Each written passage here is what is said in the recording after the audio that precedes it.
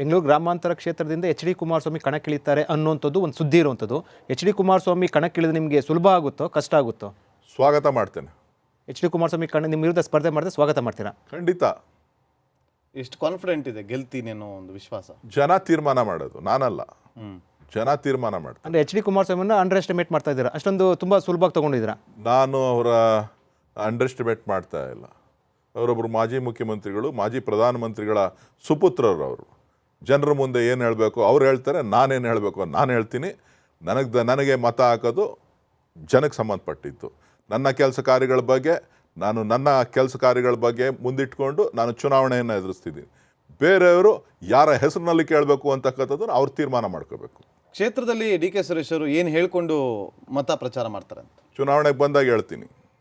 ಪ್ರಚಾರಕ್ಕೆ ಬರ್ತಿರಲ್ಲ ನೀವು ಪ್ರಚಾರಕ್ಕೆ ಬಂದಾಗ ಏನು ಕೇಳ್ತೀನಿ ಏನು ಹೇಳ್ತೀನಿ ಅಂತ ನೀವು ಪ್ರಚಾರ ಭಾಷಣಗಳಲ್ಲಿ ನೀವು ನೋಡಿ, ಆಗಾಗ ನಿಮ್ಗೆ ಅರ್ಥ ಆಗ್ತದೆ. ರಾಷ್ಟ್ರ ವಿಭಜನೆ ಮಾತನಾಡಿದ್ರು ಡಿ ಕೆ ಸುರೇಶ್ ಅವರು, ಅದಕ್ಕೆ ಜನ ತೆಕ್ಕ ಉತ್ತರನ ಕೊಡ್ತಾರೆ.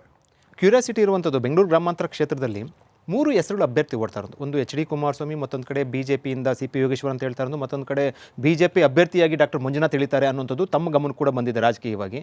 ಮೂವರಲ್ಲಿ ಯಾರ ಅಭ್ಯರ್ಥಿ ನಿಮಗೆ ಆದರೆ ನಿಮಗೆ ಎದುರಾಳಿ ಸುಲಭ ಅಂತ ಅನಿಸುತ್ತೆ, ಅಥವಾ ಯಾರಾದರೂ ಕಷ್ಟ ಅನಿಸುತ್ತೆ?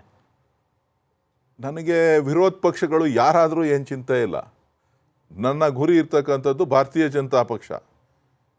ಭಾರತೀಯ ಜನತಾ ಪಕ್ಷದ ಯಾರೇ ಅಭ್ಯರ್ಥಿ ಆದರೂ ಕೂಡ, ಅಥವಾ ಜನತಾದಳದ ಮೈತ್ರಿ ಅಭ್ಯರ್ಥಿ ಆದರೂ ಕೂಡ, ನಾನು ಎಲ್ಲರನ್ನೂ ಕೂಡ ಎದುರಿಸ್ಬೇಕಾಗ್ತದೆ. ಚುನಾವಣಾ ಕಣದಲ್ಲಿ ಅವರು ಇವರು ಅಂತಕ್ಕಂಥ ಪ್ರಶ್ನೆ ಇಲ್ಲ. ನನ್ನ ಹೋರಾಟ, ನನ್ನ ಗುರಿ ಸ್ಪಷ್ಟವಾಗಿದೆ. ಇದು ಕಾನ್ಫಿಡೆಂಟಾ ಅಥವಾ ಓವರ್ ಕಾನ್ಫಿಡೆಂಟಾ? ಚುನಾವಣೆಯಲ್ಲಿ ನಾನು ನಡೆಸಬೇಕಾದಂಥ ಒಂದು ತಂತ್ರಗಾರಿಕೆ. ಅನಿವಾರ್ಯವಾಗಿ ನೀವು ಬೈ ಎಲೆಕ್ಷನ್ಗೆ ಬರಬೇಕಾದಂಥ ಒಂದು ಪರಿಸ್ಥಿತಿ ಬಂತು. ಆಗ ನಿಮ್ಮ ಮನಸ್ಸಲ್ಲಿ ಏನು ನೋಡ್ತಾ ಇತ್ತು? ನನಗೇನು ಚುನಾವಣೆಗೆ ಬರಬೇಕು, ಚುನಾವಣಾ ರಾಜಕಾರಣದಲ್ಲಿ ಇರಬೇಕು ನಾನು ಅಂಥೇಳಿ ನಾನು ಯಾವತ್ತೂ ಕೂಡ ಅಂದ್ಕೊಂಡವನಲ್ಲ.